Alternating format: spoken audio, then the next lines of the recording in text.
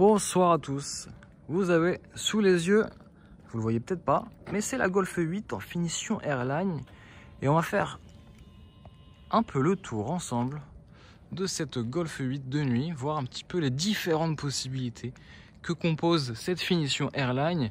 Vous allez voir que l'intérieur est plutôt sympathique, l'extérieur vous avez vu qu'il n'y a pas grand chose en termes d'animation, on a une très légère animation de nuit. Alors moi ce que j'aime bien c'est ce bandeau lumineux là qui traverse le logo et là hop voilà, vous n'avez pas d'animation un petit peu comme sur comme pourrait l'avoir par exemple la Seat Leon de nuit, c'est très beau, ou encore sa cousine l'Audi A3. Voilà, allez on rentre tout de suite à l'intérieur avec cette petite balle de golf qui nous éclaire.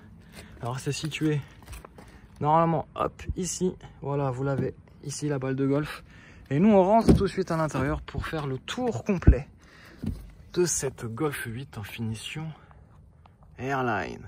Alors on commence déjà par les portières. On a deux niveaux de personnalisation, vous le verrez. On a là, je me suis amusé à paramétrer couleur bleue sur ce linéaire, et puis dans le contre-porte, regardez, hop, c'est rouge.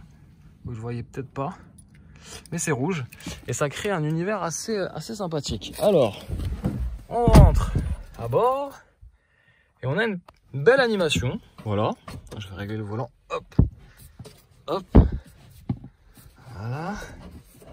Allez, on va démarrer. Le bouton, il se situe ici à côté de la lame de rasoir.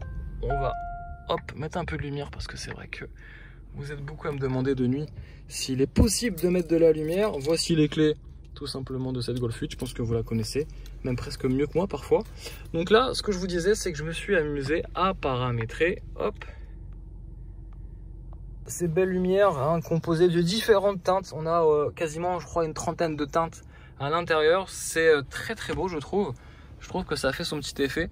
En plus, vous avez une LED ici et vous avez l'impression que vous avez deux LED. C'est parce que en fait, derrière, Volkswagen a intégré finalement un plastique un peu laqué où la lumière se reflète. Donc c'est très malin de leur part. Ça fait quelques économies et ça fait un style assez particulier. Voilà.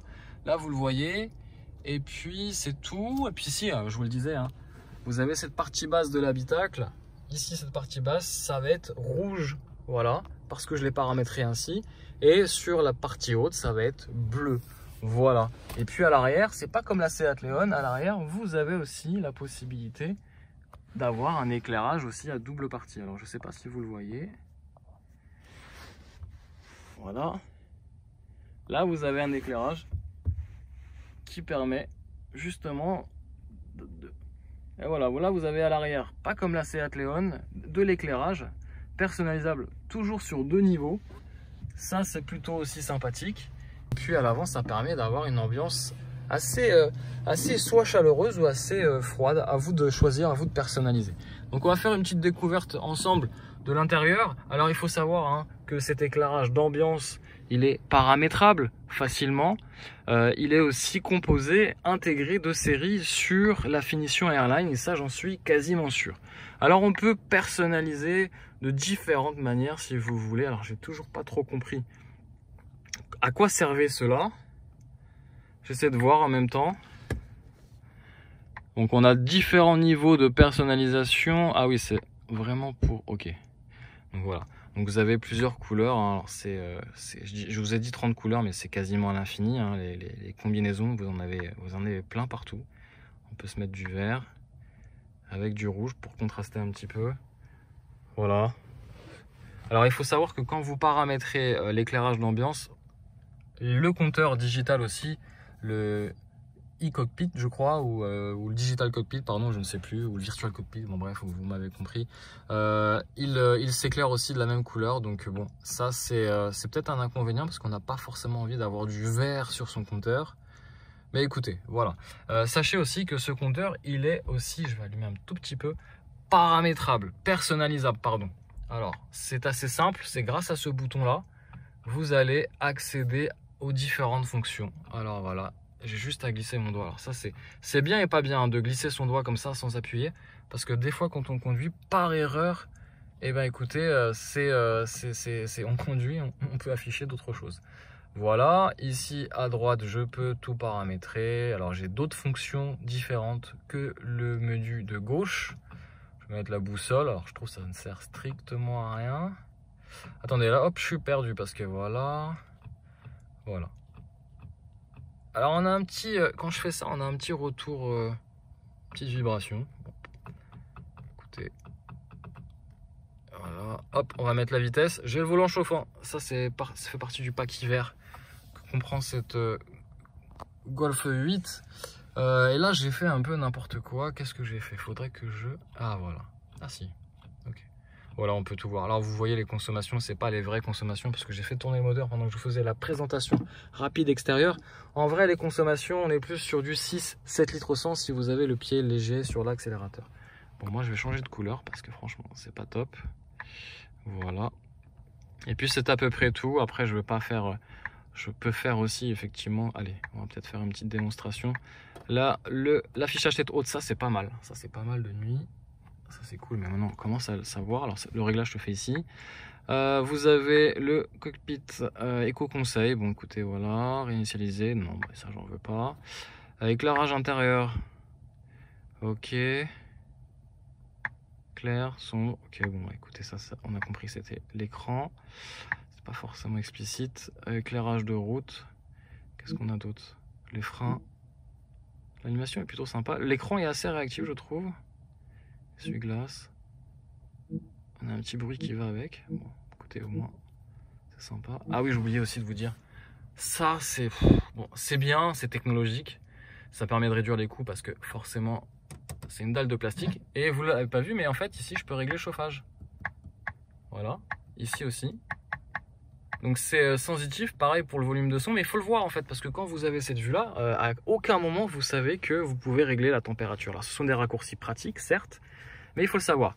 En parlant de raccourcis, vous avez 4 autres raccourcis. Alors vous avez les clignotants, c'est pas mal, je vous ferai voir de nuit, c'est dynamique avec les feux Matrix LED à l'avant comme à l'arrière. Vous avez le mode de conduite ici, éco, confort, sport et individuel.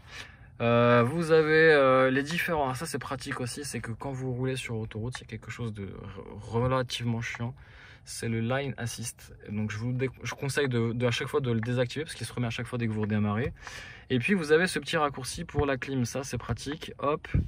Mais bon, il faut toujours avoir l'attention vers l'écran et non la route, donc ça c'est un petit peu dommage. Ça, vous avez la clim, vous avez les sièges chauffants ici, voilà, niveau de ventilation.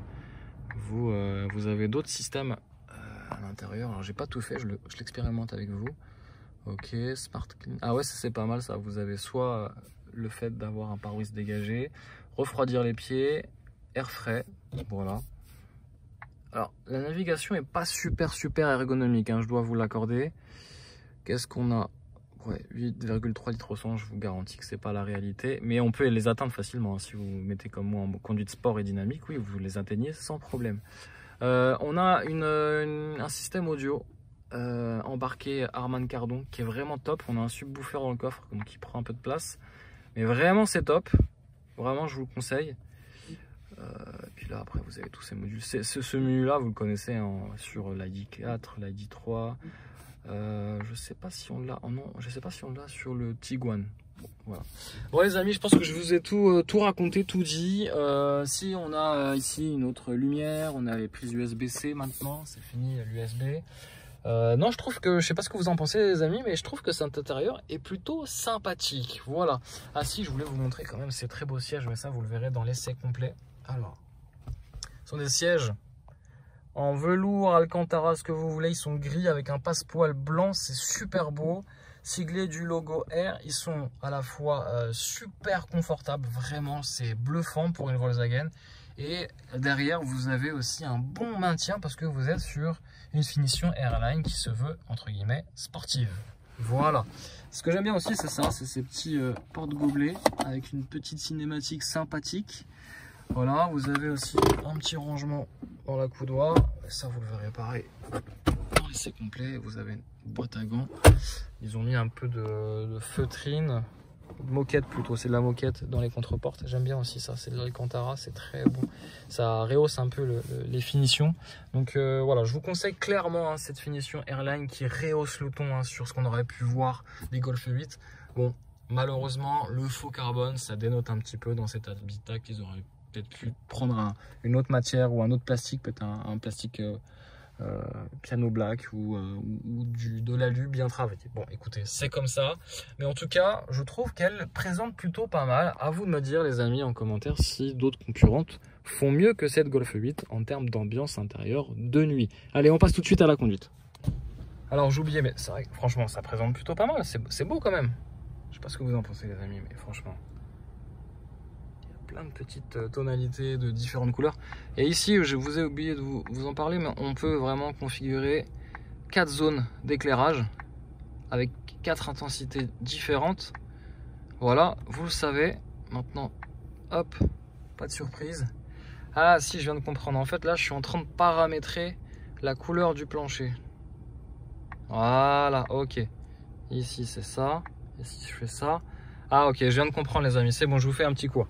Alors ici, vous allez personnaliser la partie haute de l'habitacle et ici, ça sera le plancher.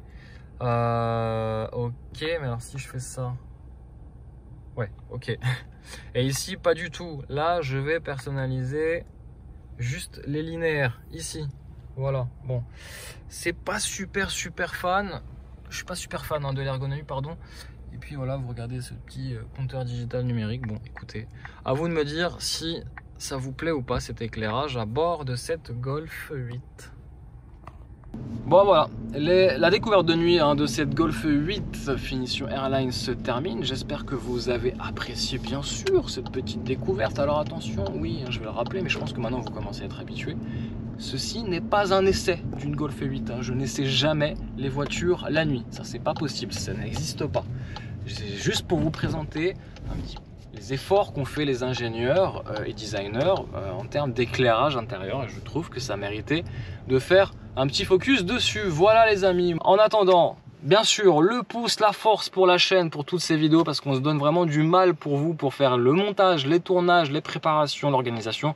Bref, ça nous prend du temps, mais c'est avec plaisir qu'on vous le fait. Donc n'hésitez pas, pour nous récompenser, on vous demande même pas d'argent, on vous demande pas de donation ou quoi que ce soit. On vous demande juste de participer en commentaire, de donner votre avis, surtout de mettre le pouce, parce que ça aide aussi à la visibilité de la chaîne. Voilà les amis, vous savez tout.